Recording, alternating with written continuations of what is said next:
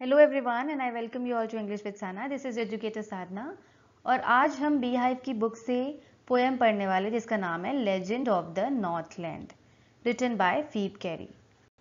Basically हम देखते हैं कि लेजेंड क्या होता है। लेजेंड जो है पास्ट टाइम्स में, एंशिएंट टाइम्स में जो है लोग कुछ स्टोरीज पे बिलीव किया करते थे कि ये स्टोरी एक दूसरे को सुनाते थे, पास ऑन करते थे। तो वो बेसिकली वो स्टोरीज सही सच नहीं होती थी, वो बस कहीं सुनी होती थी। तो वैसे ही इस पोएम में बताया है पोएट ने कि कैसे एक ओल्ड लेडी की स्टोरी बताया है जिन्होंने सेंट पीटर को गुस्सा दिला दिया था अपने लालच और अपने कंजूसी के कारण, और कैसे उन्होंने उस लेडी को कर्स कर दिया था, श्राप दे दिया था, जिसके कारण वो एक चिड़िया में कन्वर्ट हो गई थी। तो हम देखते हैं कि आगे क्या हो। So let's read out the poem. Away, away in the northland, where the hours of the day are few, and the nights are so long in winter that they cannot sleep them through. तो बात हो रही है Northland की, मतलब एक area जो है नॉर्थ पोल का एरिया जो है उसकी बात हो रही है। नॉर्थ पोल मतलब आप जानते ही होंगे कि रशिया जो है, यहाँ पे कहीं पे इंडिया है नीचे, और यहाँ पे जो रशिया है उसके ऊपर तरफ जो है बहुत ही ठंड पड़ती है, रशिया है उसके ऊपर इलाके में। तो इस पूरे इलाके को नॉर्थ पोल कहा जाता है। तो उसी नॉर्थ पोल की एक पोएम पे स्टोरी बताई गई है कि कैसे वहां का जो दिन होता है वो बहुत ही कम होता है और रातें जो हैं वो बहुत ही ज्यादा होती हैं, क्योंकि वहां पे सन की जो रेज हैं वो ज्यादा पड़ती नहीं है, इसलिए नाइट्स जो है बहुत ही लॉन्ग होती है, दिन बहुत छोटे होते हैं। तो इसलिए वो जैसे ही वो सोने जाते हैं रात में तो वो जल्दी उठ जाते हैं, क्योंकि रात इतनी लंबी होती है वो ज्यादा सो नहीं पाते हैं, और वो रात में, और जब वो उठते हैं तब भी वो वहां रात होती है। तो यही बात बताई गई कि कैसे वो रेस्टलेस फील करते हैं और वो सो नहीं पाते हैं क्योंकि रात बहुत लंबी होती है। और यहाँ पे बताया कि वो कैसे जब स्नो होता है तब वो, यहाँ पे आप देख सकते हैं कि स्नो है बहुत ज्यादा, जब स्नो होता है, जब बर्फ गिरती है, तो वो अपने रेंडियर को, जो एनिमल है जो वहां पे पाया जाता है बर्फीले इलाके में, तो वो स्विफ्ट रेंडियर जो है, स्विफ्ट का मतलब होता है कि बहुत ही fast moving, so fast moving reindeer को वो हार्नेस करते हैं, मतलब टाई करते हैं रोप से, जैसे कि इन्होंने यहाँ पे किया हुआ है ताकि वो उसे राइड कर सकें।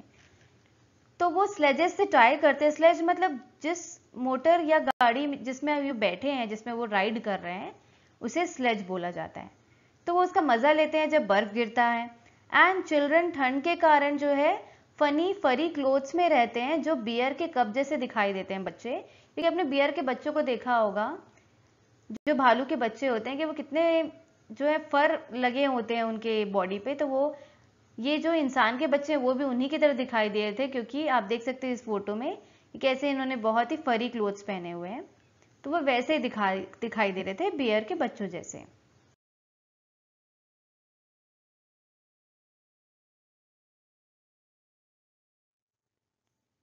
They tell them a curious story. I don't believe it's true.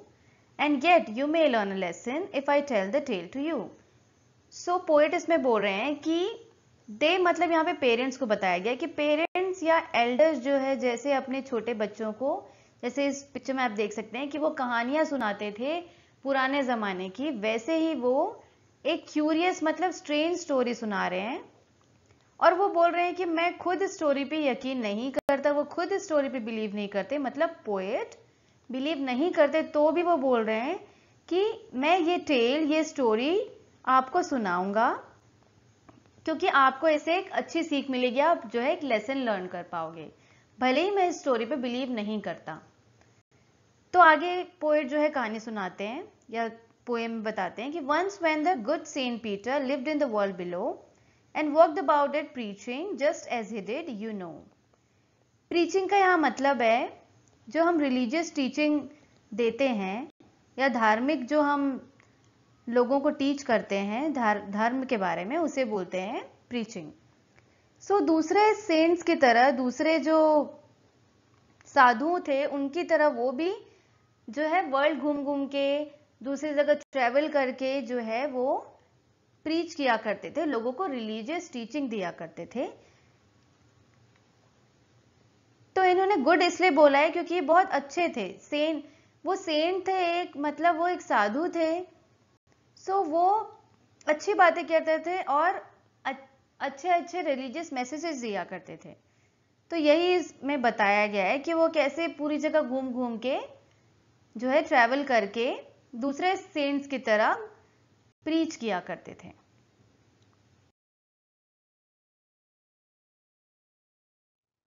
He came to the door of a cottage in traveling round the earth where a little woman was making cakes and baking them on the hearth.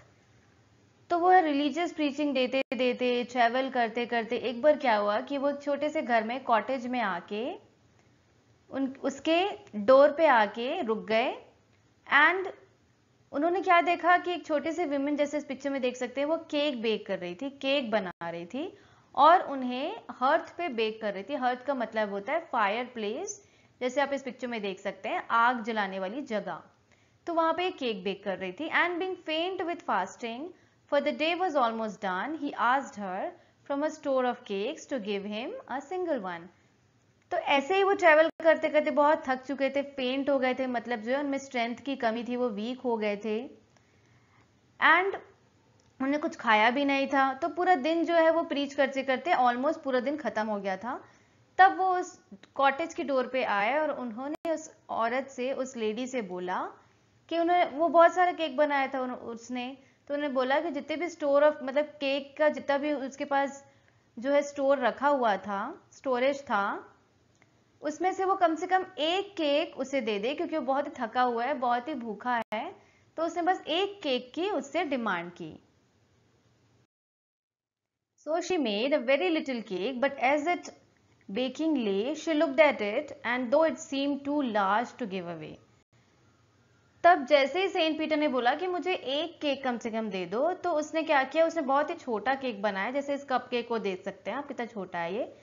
तो जब वो baking पे उसने रखा था उसे bake करने के लिए, तो वो उसने देखा तो उसे लगा कि वो बहुत बड़ा है देने के लिए उसे। तो उसे लगा कि तो बहुत बड़ा है, मैं इस बड़े से केक को कैसे दे दूं जबकि वो छोटा केक था। Therefore she needed another and still a smaller one, but it looked when she turned it over as large as the first had done. तो उसने सोचा कि मैं ये केक नहीं दे सकती, ये तो बहुत बड़ा है। फिर इसने फिर से नीड किया, मतलब डो जो है गूथा और उसे फिर और छोटा बनाया क्योंकि उसे वो बड़ा लग रहा था। और जैसे उसने देखा और फिर से उसने केक को देखा तो उसे कैसा लगा, वो पहले वाले से कहीं ज्यादा बड़ा लगा। As large as the first had done, क्योंकि वो बहुत ही माइजर थी, मतलब कंजूस थी। वो बना तो रही थी छोटे से छोटा केक, पर उसे बार बार वो लगता था कि मैं बड़ा केक बना रही हूँ, बड़ा केक वो कैसे दे दूं, तो वो केक देना नहीं चाहती थी। Then she took a tiny scrap of dough and rolled it flat and baked it thin as a wafer, but she couldn't part with that.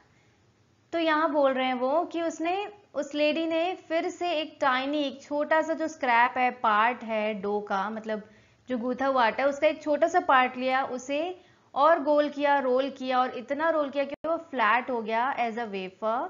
और उसने थिन बहुत ही पतला जो है केक बेक किया, but she couldn't part with that, मतलब वो उससे भी दूर नहीं हो पाई, उस केक को भी वो अपने से दूर नहीं कर पाई, मतलब उस सेंट पीटर को वो केक भी, इतना पतला केक भी देने के लिए तैयार नहीं हुई। For she said, my cakes that seem too small when I eat of them myself are yet too large to give away, so she put them on the shelf.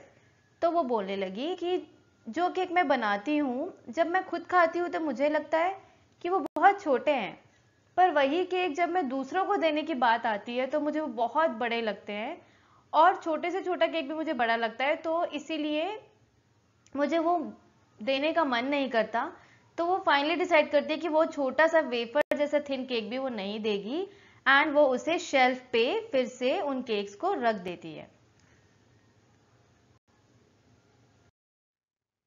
Then good Saint Peter grew angry, for he was hungry and faint, and surely such a woman was enough to provoke a saint. तो Saint Peter बोलते हैं, उसकी जो attitude होता है वो बोलती है कि मैं नहीं दूंगी, तो बहुत ही गुस्सा हो जाते हैं। और क्योंकि वो बहुत ही भूखे भी रहते हैं, बहुत वीक होते हैं, क्योंकि वो बहुत देर से वो जो है प्रीच करते हुए ट्रेवल कर रहे थे, तो बहुत ही कमजोर भी हो गए थे, तो उन्हें जल्दी गुस्सा आ गया। And surely such a woman was enough to provoke a saint. तो सेंट जो होते हैं वो अच्छे विचारों वाले होते हैं, वो अच्छी मोरल टीचिंग्स देते हुए जो है वो ट्रैवल करते रहते हैं। तो ये तो ऑब्वियस था कि ऐसी विमेन जो बहुत ही ग्रीडी है, बहुत ही लालची है, तो ऐसी विमेन जो है उनको प्रोवोक मतलब गुस्सा दिलाना या उकसाने के लिए वो काफी था। तो ऐसी विमेन से वो जल्दी प्रोवोक हो गए। And he said, you are far too selfish to dwell in a human form, to have both food and shelter and fire to keep you warm. तो बोलते हैं कि तुम इतनी सेल्फिश हो, तुम अपने लिए जो है केक खाती हो तो तुम्हें अच्छा है, पर दूसरों को देने के लिए तुम्हारे पास जो है चीज नहीं है। तुम्हारे पास इतनी रिसोर्सेज, इतनी सारी चीजें हैं, पर तुम दूसरे जो नीड में है उनको देना नहीं चाहती, और तुम्हें ह्यूमन के फॉर्म में रहना तुम्हें बिल्कुल भी शोभा नहीं देता। ड्वेल मतलब होता है रहना, टू लिव। तो तुम ह्यूमन फॉर्म में रहने के काबिल नहीं हो, तुम उस लायक नहीं हो कि तुम्हें फूड और शेल्टर मिल सके, जिस हाउस में, जिस होम में तुम रह रही हो वो मिल सके, एंड फायर मिल सके जिसमें तुम अपना केक बेक कर रही हो ताकि तुम वार्म रह सको।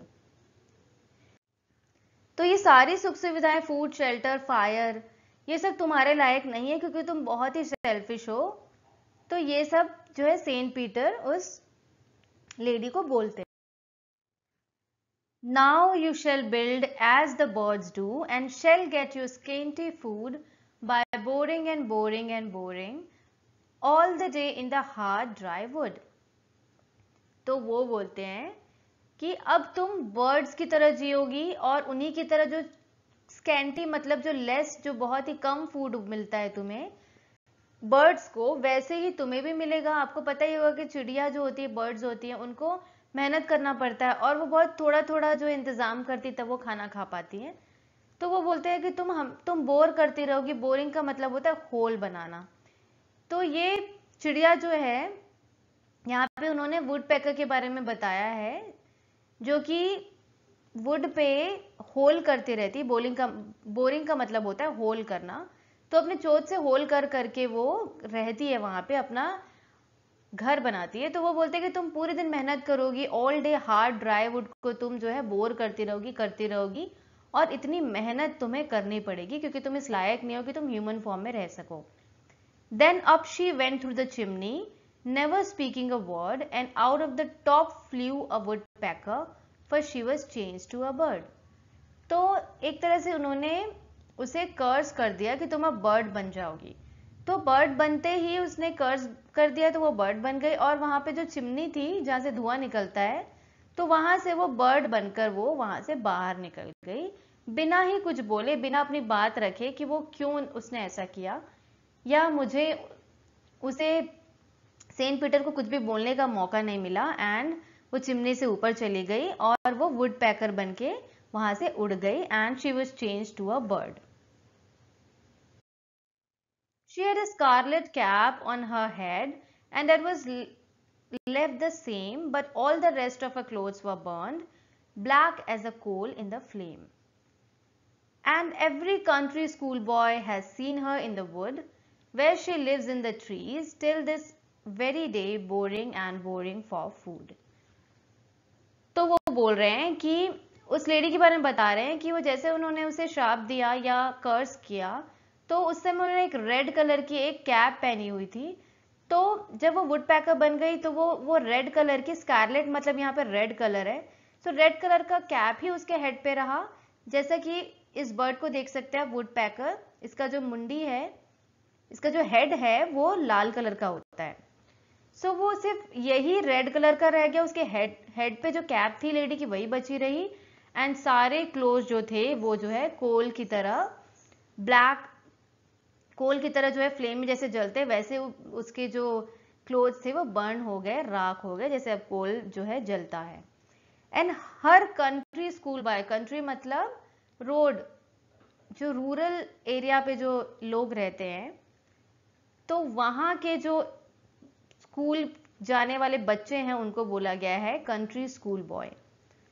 तो हर स्कूल जाने वाले जो रूरल एरिया पे बच्चे उन्होंने उसे वुड्स में देखा है, मतलब जंगलों में देखा है, जहां पे वो रहती है पेड़ों पर, अभी तक आज के दिन तक वो रहती है और वो हमेशा बोर करते रहती है, मतलब होल बनाते रहती है जो है वुड पे अपने फूड के लिए। तो बेसिकली ये जो हम कहानी सुनाते हैं ना, हमारे पेरेंट्स भी या हमारे दादा दादी जो है कि ऐसा होता था तो ये इसीलिए ये प्लांट आया या ये पौधे आए या कोई चिड़िया आई, तो ये भी वुड पैकर की कहानी है कि ये वुड पैकर ऐसा बन गए। बट ये पोएट ने बताया कि कैसे वो लेडी जो है आज के वुड पैकर जो है उससे कंपेयर किया कि वो लेडी को सेंट पीटर ने वुड पैकर बना दिया। तो ये कहाँ सुनी स्टोरी है, इसमें कोई ट्रुथ नहीं है, ऐसा पोएट भी बोलते हैं कि मुझे यकीन नहीं है। तो ये मॉरल्स ऑफ द स्टोरी है इस पोएम का कि हमें ग्रीडी नहीं होना चाहिए, हमें पुअर लोगों की मदद करनी चाहिए। और आपने देखा ही होगा कि वो सेंट पीटर जो है वो उसे एल्म मांग रहा था, मतलब जो है भिक्षा मांग रहा था कि वो थका हुआ है तो तुम उसे भिक्षा दे दो। तो उसने उसकी बिल्कुल नहीं सुनी, उसने ये भी नहीं देखा कि वो पुअर है और जो है बहुत ही सेल्फिश रिएक्ट किया उसने। तो हमें सेल्फिश नहीं होना चाहिए, दूसरों के बारे में सोचना चाहिए और जो है दूसरों की प्रॉब्लम समझना चाहिए। तो यही इस पोएम का मैसेज है। तो हम लिटरेरी डिवाइसेस देख लेते हैं। इसमें अवे अवे यूज हुआ है, यहाँ पे रिपीटिशन है, ये रिपीट हुआ है अवे वर्ड। एंड एंजेममेंट है, मतलब एक सेंटेंस जो है जब दो लाइन में कंप्लीट होती है उसको बोलते हैं एंजेममेंट। सो यहाँ पे and the nights are so long in winter that they can not sleep them through. तो ये एक सेंटेंस है जो दो लाइन में कंप्लीट हुआ है। और यहाँ पे एफ जो है रिपीट हो रहा है, फनी फरी, ठीक है। तो ये है एलिट्रेशन। एंड यहाँ पे सिमिली भी यूज हुआ है। सिमिली आप देख सकते हैं, children look like bears cubs. तो यहाँ पे लाइक का यूज करके इन्होंने कंपेयर किया है चिल्ड्रन को बियर के कप से। अब हम देखते हैं यहाँ पे rhyme scheme. So rhyme scheme यहाँ पे है A B C and B, few और थ्रू, ये जो है राइम कर रहे हैं। अब हम आगे चलते हैं। इस स्टैंजा में आप देख सकते हैं कि they them the sound repeat हो रहा है एंड दिस ट्रू में ट साउंड रिपीट हो रहा है, येट यू में वाई रिपीट हो रहा है एंड टेल द टेल में टी टी रिपीट हो रहा है। तो यहाँ पे एलिट्रेशन का यूज हुआ है। एलिट्रेशन मतलब जब कोई साउंड जो है रिपीट हो, कॉन्सोनेंट साउंड। एंड यहाँ पे एंजेममेंट का भी यूज हुआ है, आप देख सकते हैं इस लाइन में, and yet you may learn a lesson if I tell the tale to you. तो एक सेंटेंस दो लाइंस में गई है, तो यहाँ पे एंजेममेंट यूज हुआ है।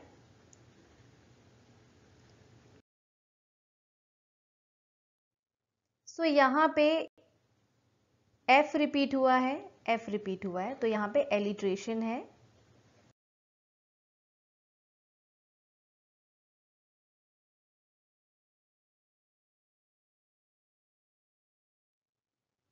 इस स्टैंजा में आप देख सकते हैं एस एंड एस रिपीट हुआ है, स्टिल स्मॉलर। सो यहाँ पे भी एलिट्रेशन का यूज हुआ है।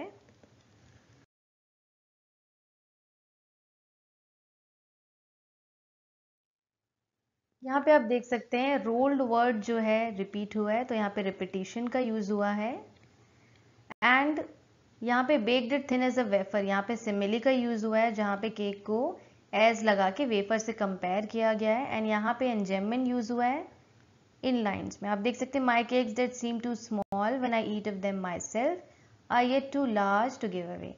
तो यहाँ पे एक ही सेंटेंस तीन लाइन में रिपीट, तीन लाइन तक गई है, यूज हुई है, तो एंजेममेंट यहाँ पे यूज हुआ है। एंड यहाँ पे आप देख सकते हैं सीम स्मॉल, एस एस रिपीट हो रहा है, एस एस जो एस कॉन्सोनेंट साउंड है, तो यहाँ पे एलिट्रेशन का भी यूज हुआ है।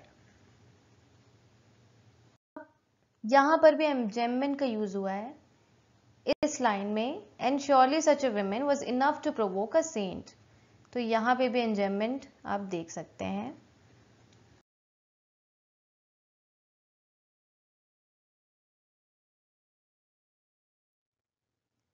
इस स्टैंजा में बोरिंग वर्ड रिपीट हो रहा है, तो यहाँ पे रेपिटिशन का यूज हुआ है।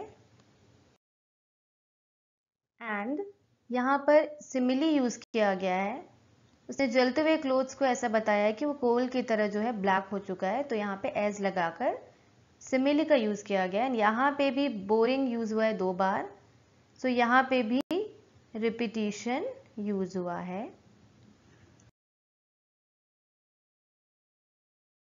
सो मैंने typical word meanings as well as literary devices सारे मेंशन कर दिए हैं। Hope you like the video. Thank you and happy learning, and keep visiting English with Sana for more such educational lessons.